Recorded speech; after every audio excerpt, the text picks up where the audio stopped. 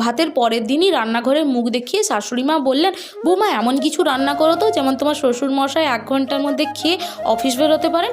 1 ঘন্টার মধ্যে আবার কি রান্না করব?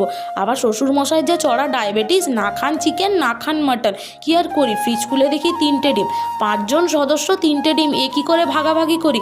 কিছু না বুঝতে পেরে ভাবলাম সেদ্ধ করতে বসিয়ে দিই, কিছু তো একটা মাথায় চলেই আসবে। তারপরে ভাবলাম ডিম ভাপাই করে দিই না কেন।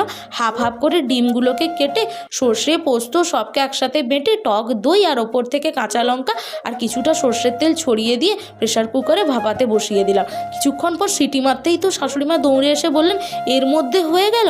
হ্যাঁ মা, এরই মধ্যে হয়ে গেল, আপনি ভাতটা বেড়ে দিন। ভাতে গরম গরম যখন দিয়ে দিলাম ডিমের ভাপা, শ্বশুরমশাই তো খেয়ে খুব ইমপ্রেস হলেন। শাশুড়িমা চাখার জন্য নিয়ে পরপর 3 বেলা এমন খেলেন যে ডায়রিয়া হয়ে গেল।